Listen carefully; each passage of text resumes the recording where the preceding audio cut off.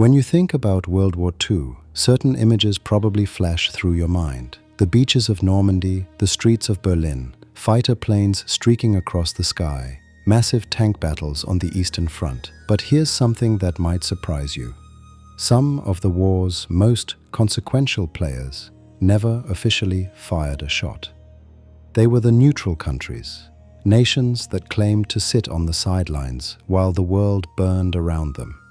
Except they didn't really sit on the sidelines at all. The truth is far more complicated, far more fascinating, and in some cases, far more troubling than the simple label of neutrality suggests. These countries walked a tightrope between self-preservation and complicity, between survival and profit, between moral high ground and pragmatic necessity. And in doing so, many of them didn't just bend the rules of neutrality, they shattered them completely. 14 countries managed to remain officially neutral throughout the entire Second World War. They included Sweden, Switzerland, Spain, Portugal, Ireland, Turkey, Yemen, Saudi Arabia, and Afghanistan, along with tiny microstates like Andorra, Monaco, Liechtenstein, San Marino, and Vatican City. But if you think neutrality meant staying clean and uninvolved, you're in for a revelation. Because while these nations avoided declaring war, many of them played crucial roles in keeping the war machine running on both sides.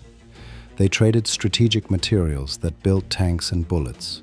They moved money that financed operations. They provided intelligence that shaped battles.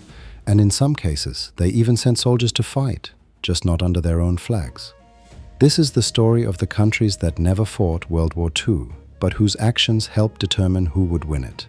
This is the story of neutrality that was anything but neutral. Picture the Swiss Alps in 1943. Snow-capped peaks, pristine valleys, the sound of cowbells echoing across meadows. While Europe tore itself apart, Switzerland remained an island of calm, protected by mountains and by its centuries-old tradition of neutrality. But beneath that peaceful surface, something dark was happening. Switzerland wasn't just sitting out the war.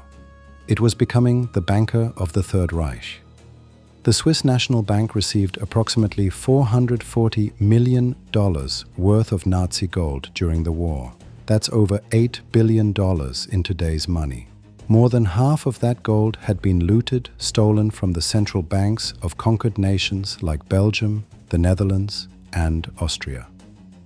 Some of it came from an even more horrifying source: the concentration camps themselves, melted down from jewelry, watches, and even dental fillings taken from victims of the Holocaust.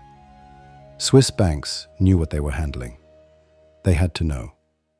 The Allies were screaming about it even during the war, condemning these transactions and warning that accepting looted gold would not go unpunished. But the transactions continued anyway. Between 1940 and 1945, Germany sold gold valued at over 1 billion Swiss francs through the Swiss National Bank. The Swiss acquired 79% of all German gold delivered to foreign countries. They turned it into Swiss francs, the only freely convertible currency outside the American dollar at the time. And Germany used those francs to buy crucial war materials. This wasn't passive banking. This was active participation in the Nazi war economy. Without Swiss financial services, Germany's ability to purchase strategic materials from other neutral countries would have been severely limited. The Reichsmark was worthless outside German-controlled territory. Swiss francs were gold, and Switzerland was the laundromat that made the exchange possible. The banking relationships went deeper. Swiss commercial banks like Credit Suisse and Union Bank of Switzerland maintained close cooperation with major German banks throughout the war. They handled what one investigation called some of the most questionable transactions of the wartime period, dealing in gold they should have known was looted. As late as 1943, Union Bank of Switzerland granted Deutsche Bank a new loan of over 500,000 francs. These relationships continued until the very end, until the last days before Germany's final collapse. After the war, Switzerland returned only about 15% of the looted gold it had acquired. Think about that for a moment. 85% of the stolen wealth that passed through Swiss vaults stayed there or disappeared into the labyrinth of Swiss banking secrecy. It took over 50 years until the 1990s for the full scope of Swiss complicity to be publicly acknowledged. In 1998, Swiss banks finally agreed to pay $1.25 billion in reparations to Holocaust victims and their descendants. But Switzerland's support for the Nazi war effort went beyond gold. The country depended heavily on German coal, importing 10 million tons during the war, comprising 41% of Swiss energy supplies. This dependency created leverage that Germany used ruthlessly. Switzerland exported precision instruments, watches, machinery, and chemicals to Germany. Swiss workers even traveled to Germany to work in factories there, their labor supporting German war production. The Swiss argued they had no choice, that cooperation with Germany was necessary to preserve their precarious neutrality, that refusal would have meant invasion, and there's truth to that argument.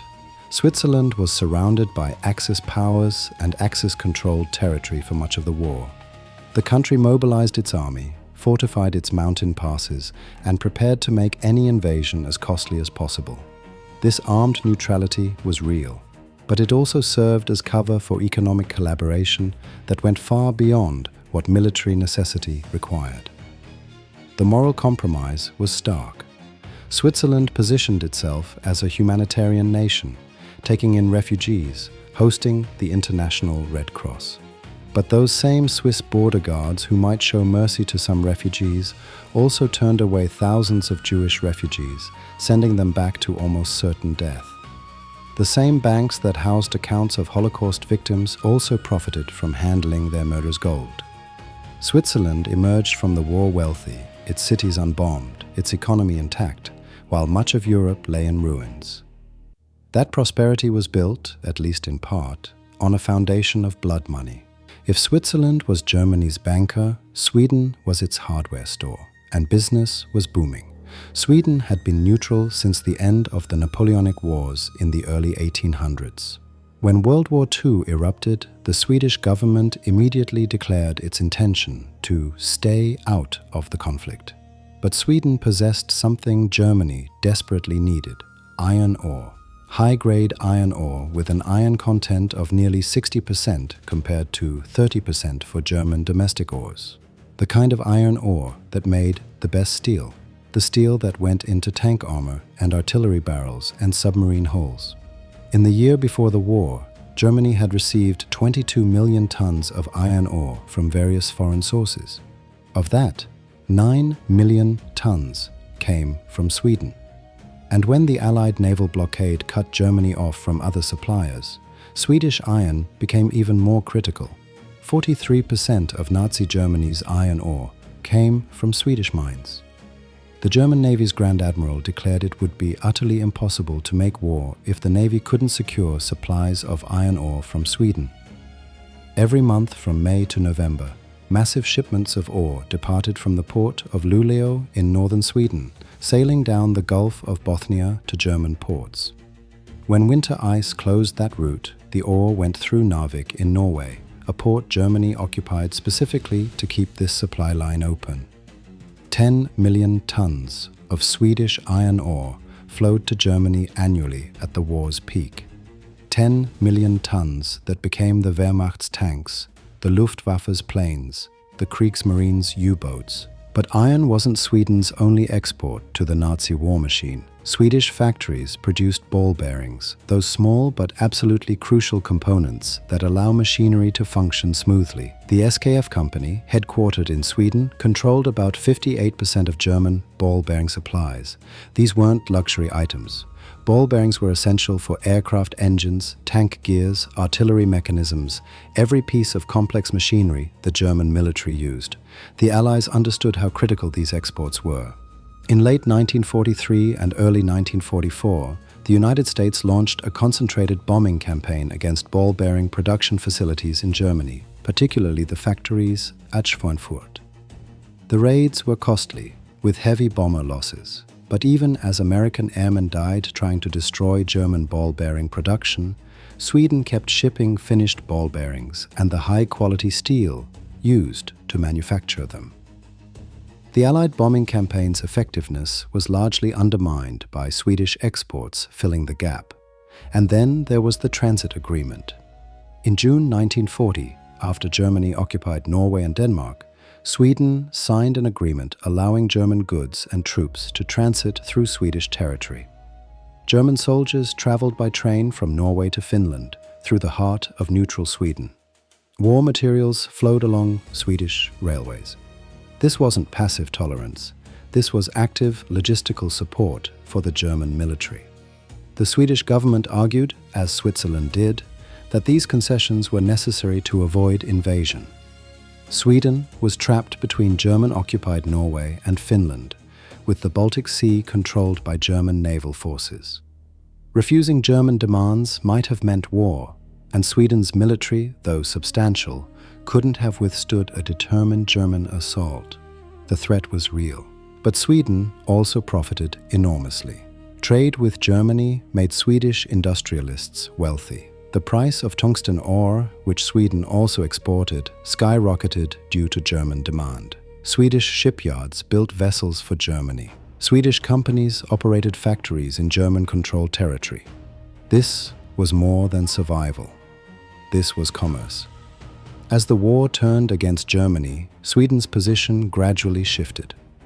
After 1943, when Allied victory became increasingly likely, Sweden began reducing exports to Germany and increasing cooperation with the Allies. The Transit Agreement was cancelled. Ball-bearing exports were curtailed, though exports of the steel to make them continued. Swedish intelligence began sharing information with the Allies. Swedish territory became a haven for refugees from Denmark and Norway, including nearly all of Denmark's Jewish population, who were smuggled across the narrow strait to safety. Sweden also provided secret assistance to the British. Ball bearings were transported by fast blockade-running boats through the German-controlled Skagerrak Strait, using darkness and speed to penetrate enemy waters. Swedish intelligence operations gathered information about German forces. Late in the war, Sweden even prepared to join an Allied invasion of Norway, if necessary. By November 1944, all Swedish trade with Germany had stopped. Sweden had pivoted from de facto German ally to de facto Allied supporter. But that pivot came only after years of material support that significantly aided the German war effort. Swedish iron ore didn't just keep Germany's war machine running. It was the war machine, melted down and reformed into weapons that extended the conflict and cost countless lives. The Swedish case illustrates the complexity of wartime neutrality. The threat of invasion was genuine. The economic benefits were substantial. The moral calculations were agonizing. Sweden emerged from the war with its neutrality intact and its economy strong. But the price of that survival was paid in the blood of those who faced German weapons made from Swedish steel. Spain in 1939 was exhausted. The Spanish Civil War had just ended, leaving the country devastated and divided. General Francisco Franco's nationalist forces had won, but only with massive assistance from Nazi Germany and Fascist Italy. Franco owed Hitler and Mussolini everything. His political ideology aligned with theirs. By all logic, Spain should have joined the Axis powers when war broke out. But Franco was nothing if not a survivor, and he recognized that Spain was in no condition to fight another war. So he declared neutrality, sort of. Spain's position was officially neutral, but Franco created a peculiar category, non-belligerent.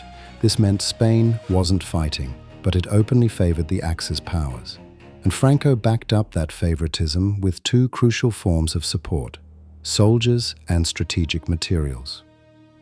In the summer of 1941, after Germany invaded the Soviet Union, Franco authorized the recruitment of volunteers to fight alongside German forces on the Eastern Front. The response was overwhelming. Cadets from military academies volunteered in huge numbers.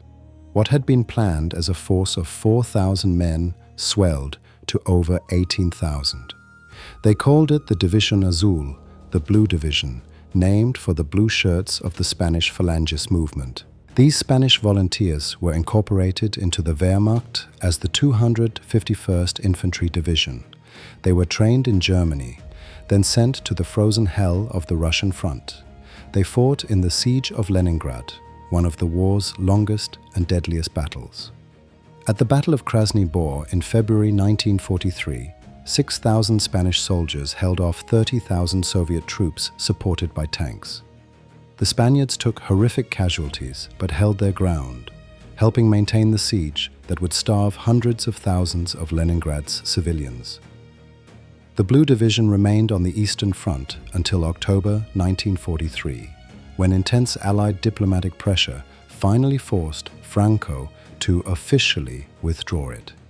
But even then, hundreds of Spanish volunteers stayed behind, joining German Wehrmacht and Waffen-SS units. Some fought until the very end in the ruins of Berlin in April 1945. Altogether, 47,000 Spaniards fought for Germany during the war. Nearly 5,000 were lost. This from a supposedly neutral country. But Spain's most consequential contribution to the German war effort was tungsten, also called wolfram. This rare metal has the highest melting point of all known metals and extraordinary hardness. It was absolutely essential for manufacturing armor-piercing ammunition and high-quality machine tools. Germany had no domestic tungsten sources. They depended entirely on imports. Spain's tungsten mines, concentrated in Galicia in the northwest, became a battleground in the economic war between the Axis and Allies. Germany desperately needed the tungsten to continue manufacturing weapons. The Allies desperately wanted to deny it to them. The result was a bidding war that sent tungsten prices soaring from about $75 per ton before the war to over $16,000 by 1942. Germany paid for Spanish tungsten with gold ingots, each one stamped with a swastika delivered to the Bank of Spain. The tungsten mines operated at full capacity. German businessmen flooded Galicia, managing extraction and transport. German submarines operated openly in Galician estuaries, loading cargoes of this precious metal. Meanwhile, British and American intelligence agents worked to sabotage the trade, trying to buy up supplies before Germany could get them. The Allies knew that Spanish tungsten was keeping German weapons production viable. Without it, Germany's ability to manufacture armor-piercing ammunition would collapse. So they pressured Franco relentlessly. When persuasion failed, they turned to coercion. In January 1944, the United States imposed an oil embargo on Spain. No oil, no modern economy. Spain was dependent on American petroleum, and suddenly the spigot was turned off. Franco resisted at first, but the pressure was unbearable. Spain was isolated, economically fragile, and the war was clearly turning against Germany. In May 1944, Spain finally agreed to drastically limit tungsten exports to Germany, cutting them to a mere symbolic amount of 40 tons per month. Even then, smuggling continued, and Germany managed to obtain more than the agreement allowed. But the main pipeline had been crimped. Spanish tungsten exports to Germany ended completely in August 1944. The pattern was consistent. Franco provided maximum support to Germany as long as German victory seemed possible, then pivoted toward the Allies when the tide turned. He maintained Spain's official neutral status throughout, but his neutrality was a fig leaf covering active participation in the Axis war effort. The Blue Division, the tungsten exports, the submarine bases, the intelligence cooperation with German agents, all of it made Spain a de facto Axis ally in everything but name. After the war, Spain paid a price for this alignment. The new United Nations refused Spain's application for membership, citing its wartime support for the Axis. Spain remained diplomatically isolated until the mid-1950s, when the Cold War made Franco's anti-communist stance valuable to the West. But that isolation was a slap on the wrist compared to what might have been. Spain's careful maintenance of technical neutrality and its late war pivot toward reducing support for Germany. allowed Franco to escape more serious consequences. Ireland's neutrality during World War II was different from the others. Where Switzerland and Sweden had economic and strategic reasons for their stance, where Spain had ideological sympathies with the Axis, Ireland's neutrality was rooted in something deeper: its recent struggle for independence from Britain. Ireland had won partial independence from Britain only in 1922, after a brutal war. The Irish Free State was still technically part of the British Commonwealth in 1939, though a new constitution adopted in 1937 had moved the country further toward full independence. The wounds from centuries of British rule, from the Great Famine, from the brutal suppression of Irish resistance, all of that history was fresh. When Britain declared war on Germany in September 1939, Ireland's leader, Eamon de Valera, immediately announced that Ireland would remain neutral. This decision had overwhelming public support. Ireland called the conflict the emergency, refusing even to use the word war. The government took emergency powers, imposed censorship, rationed food and fuel. Irish citizens were discouraged from openly supporting either side. Weather forecasts were suppressed so they couldn't accidentally help enemy aircraft or ships. The whole country hunkered down, determined to avoid being dragged into another catastrophic European conflict. But Ireland's neutrality, while more genuine than most, still had significant exceptions, and almost all of those exceptions favoured the Allies. Consider the Donegal Corridor. This was a strip of Irish airspace that Allied aircraft were allowed to use, flying from bases in Northern Ireland out over the Atlantic and back. It cut hours off patrol routes for planes hunting German U-boats. Officially, it didn't exist. Unofficially, it was a crucial advantage for the Battle of the Atlantic. German aircraft or ships violating Irish airspace were reported immediately to British authorities. Allied aircraft that crashed in Ireland saw their crews quietly released and sent back across the border to Northern Ireland, while German pilots were interned for the duration. Then there was the intelligence sharing. Irish coastal watchers, positioned all along the Atlantic shore, reported every submarine sighting to British authorities. Weather stations sent detailed reports to the Allies, and in one case, these weather reports changed history. On June 3, 1944, a meteorologist at Blacksod Lighthouse in County Mayo reported a brief break in the stormy Atlantic weather. That information reached General Dwight Eisenhower and the Allied High Command. Based on that narrow window of better weather, Eisenhower made the decision to proceed with D-Day, the invasion of Normandy. Without Irish weather reports, the invasion might have been delayed, with unpredictable consequences for the entire war. Ireland also helped the Allies in ways that broke every rule of neutrality. When German bombers attacked Belfast in Northern Ireland during the Belfast Blitz of April 1941, de Valera immediately sent fire engines and emergency crews north to help. This wasn't neutral behavior. This was Ireland actively aiding British territory under attack. De Valera justified it by saying, "They are our people," acknowledging the complex reality that partition had split one island into two political entities, but hadn't erased the human connections. Perhaps most significantly, Irish citizens volunteered to fight for Britain in huge numbers. 70,000 people from officially neutral Ireland joined the British Armed Forces during the war. Another 50,000 from Northern Ireland served as well, giving Britain a combined force of 120,000 Irish troops. These weren't mercenaries. These were volunteers choosing to fight against fascism, despite their government's official neutrality. Some of these volunteers were deserters from Ireland's own defence forces, soldiers who left their posts to join the fight. Nearly 5,000 Irish military personnel deserted to fight with the British and Allies. After the war, they faced severe punishment, loss of pensions, prohibition from government employment, social stigma. Only in 2013, nearly 70 years later, did the Irish government formally pardon them. Ireland's merchant marine also paid a terrible price. Irish ships sailing under the neutral tricolour flag carried essential supplies across the Atlantic. They painted E-I-R-E in giant letters on their hulls and decks. They sailed without weapons, relying on their neutral status for protection. It didn't help.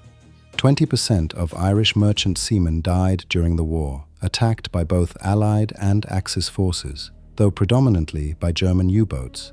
These sailors rescued survivors from both sides, 521 lives saved, and kept vital supplies flowing between Ireland and Britain. Yet Ireland's neutrality had troubling aspects too. De Valera refused to close Axis diplomatic missions in Dublin, even when the Allies pleaded that German intelligence was using the embassy to transmit information that might compromise D-Day. And then there was the infamous condolence visit. On May 2, 1945, after Hitler's death was announced, de Valera personally visited the German ambassador to express official condolences. This was standard diplomatic protocol for the death of a head of state, but the timing and the nature of Hitler's regime made it shocking to the Allies. President Roosevelt and Winston Churchill were furious. American newspapers condemned it. It became the defining image of Irish neutrality. Technically correct, morally tone-deaf. But the overall pattern was clear. While Ireland maintained official neutrality more consistently than Sweden, Switzerland, or Spain, in practice, Ireland tilted heavily toward the Allies. The intelligence sharing, the weather reports, the Donegal corridor, the 70,000 volunteers, the merchant marine losses, the aid during the Belfast Blitz, all of it constituted substantial support for the Allied cause. Britain's Foreign Secretary acknowledged after the war that Ireland had been more helpful than harmful to the Allied effort. Ireland was denied membership in the United Nations immediately after the war, vetoed by the Soviet Union, which claimed Ireland had supported the Axis. This was propaganda. The real reason was Cold War politics and Ireland's refusal to join NATO. But the Soviet veto stuck until 1955. Ireland's reward for genuine neutrality, such as it was isolation and suspicion from both sides. While Switzerland, Sweden, Spain, and Ireland grabbed the spotlight, other neutral countries played significant supporting roles in the economic warfare of World War II. Portugal, under the authoritarian rule of Antonio de Oliveira Salazar, walked a tightrope similar to Spain's. The country had strategic importance due to the Azores Islands, which both sides coveted as potential naval and air bases. Portugal also possessed substantial tungsten deposits, the same rare metal that made Spain so valuable to Germany. Portugal became the second largest recipient of Nazi gold after Switzerland. Initially, Germany paid for Portuguese tungsten in currency, but in 1941, Portugal discovered much of it was counterfeit and demanded payment in gold instead. Throughout the war, Portugal exported crucial tungsten to Germany, often at prices inflated by Allied attempts to buy up supplies preemptively. A 1942 secret trade pact allowed Germany to export up to 2,800 tons of wolfram in exchange for coal, steel, and fertilizer that Portugal desperately needed. But Portugal also maintained close ties with Britain, its oldest ally. The countries had been treaty partners since the 14th century. Portugal allowed Britain to establish air bases in the Azores in 1943, a crucial advantage for Allied anti-submarine operations in the Atlantic. Like Spain, Portugal's tungsten exports to Germany continued until mid-1944, when combined Allied pressure and the clear trajectory of the war finally forced Salazar to cut them off. Turkey occupied a uniquely strategic position, controlling the straits between the Black Sea and the Mediterranean. Both sides desperately wanted Turkey as an ally, or at least wanted to prevent the other side from gaining Turkish support. Turkey declared neutrality, but traded extensively with both the Axis and Allies. Turkey's primary export was chromite ore, essential for producing stainless steel and other specialized alloys. Germany received substantial chromite shipments from Turkey, as did the Allies. Turkey essentially auctioned its strategic materials to the highest bidder, playing both sides against each other to maximize economic benefit. This pragmatic approach allowed Turkey to build up foreign currency reserves and strengthen its economy while avoiding direct involvement in the fighting. The Turkish position shifted gradually as the war progressed. Early on, there was significant concern that Turkey might join the Axis, especially after Germany's early victories. But as the tide turned, Turkey moved closer to the Allies, eventually declaring war on Germany in February 1945, weeks before the war ended. This late declaration was largely symbolic, allowing Turkey to join the United Nations as a founding member, but Turkey's real contribution was its neutrality itself, denying Germany access to the Middle East and keeping Soviet forces bottled up in the Black Sea. These smaller neutral players illustrate the variety of motivations and strategies that defined World War II neutrality. Portugal balanced old alliances with new economic opportunities.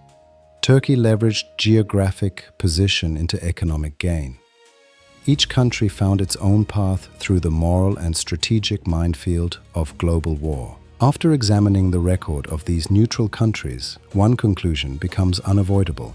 In the total war of the 20th century, true neutrality was effectively impossible. The Hague Convention of 1907 had established rules for neutral conduct. No providing troops or war materials to belligerents. No allowing territory to be used for military purposes. Equal treatment of all sides. By these standards, every major neutral country in World War II violated the rules repeatedly. Switzerland laundered Nazi gold and traded precision instruments. Sweden exported iron ore and ball bearings that became German tanks and planes. Spain sent 18,000 soldiers to fight for Germany. Ireland shared intelligence and weather reports with the Allies.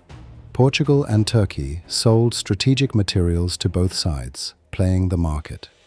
A 1998 US State Department report examining neutral countries' wartime conduct concluded there was no such thing as uniform or absolute neutrality during World War II. Each country's neutrality was shaped by its unique history, geography, relationships with the belligerents, and internal politics. More importantly, each country's concept of neutrality evolved as the war progressed, and the likely victor became clearer. The pattern was consistent. Neutral countries provided maximum support to Germany during the period of German victories, roughly 1939 to 1942, then gradually reduced that support and increased cooperation with the Allies as German defeat became inevitable. This wasn't principled neutrality. This was pragmatic survival, backing the winner once the winner became apparent. But we should also acknowledge the genuine pressures these countries faced. Switzerland, completely surrounded by Axis powers and Axis-controlled territory for much of the war, had legitimate fears of invasion. Sweden, sandwiched between German-occupied Norway and German-allied Finland, with the Baltic Sea controlled by German forces, faced similar threats. Spain was economically devastated and militarily weak. Ireland was recently independent and determined not to be drawn back into British conflicts. These weren't comfortable positions. These were nations trying to navigate between annihilation and complicity. The economic dimension was also real. These countries needed trade to survive. Sweden needed coal, which came from Germany. Ireland needed wheat, which came from Britain. Switzerland needed food and fuel from multiple sources. Cutting off trade with Germany might have meant starvation and economic collapse. The neutral countries weren't in a position to be heroes, they were in a position to survive. Yet survival came at a cost measured in other people's blood. Every ton of Swedish iron ore that became a German tank, every ball bearing that kept a German aircraft flying, every ounce of Swiss gold that bought German supplies, every pound of Spanish tungsten that became German ammunition, all of it extended the war. All of it cost lives. The factories built with Swedish steel produced weapons that ended soldiers on the battlefield. The financial services Switzerland provided helped Germany pay for conquest. The Spanish volunteers at Leningrad helped maintain a siege that starved civilians. The neutral countries profited from the war. Switzerland emerged wealthy, its cities undamaged, its gold vaults full. Sweden's economy boomed. Spain avoided the devastation that might have come from full belligerency. These countries sold to both sides, or to the side that paid best, and enriched themselves while the world burned. That's a hard truth to face. In recent decades, several neutral countries have begun reckoning with their wartime records. Switzerland established the Béziers Commission in the 1990s to investigate its relationship with Nazi Germany, acknowledging moral failures and paying substantial reparations to Holocaust survivors. Sweden has similarly examined its wartime conduct, though without the same level of formal accountability. Spain has been slower to confront the Blue Division's legacy, with its role in the war remaining politically sensitive. The story of neutral countries in World War II teaches us that neutrality is never simple, never clean, and often not even real. It shows us that in a conflict between absolute good and absolute evil, sitting on the sidelines is its own form of choice, and that choice has consequences. It reminds us that nations, like individuals, must sometimes weigh survival against principle, and that those calculations are never easy and rarely noble. These countries claimed neutrality, but their actions told a different story. They were participants in the war's economic and sometimes military dimensions, even if they never formally declared allegiance. They were complicit in extending the conflict, even if they never wanted it to happen. And they profited from catastrophe, even if they faced genuine threats themselves. The neutral countries of World War II occupied a gray zone between victim and perpetrator, between principle and pragmatism, between survival and collaboration. Their story is messy, uncomfortable, and unresolved, which is probably why it's still worth telling. If this deep dive into the hidden sides of World War II fascinated you, hit that like button and subscribe to Ignis Tempora for more history that challenges what you thought you knew. We're pulling back the curtain on the stories that textbooks skip over, the uncomfortable truths that make history real. Thanks for watching, and I'll see you in the next one.